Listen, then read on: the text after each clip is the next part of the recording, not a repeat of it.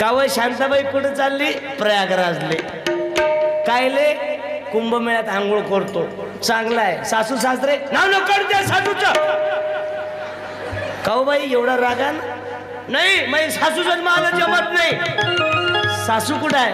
वृद्धाश्रमात आहे. आणि तू कुठं चालली? कुंभमेळ्यात. तू तर आंघोळ केल्याबरोबर तुला बेनकीनं गिळलं पाहिजे. कोण सांगितलं हे?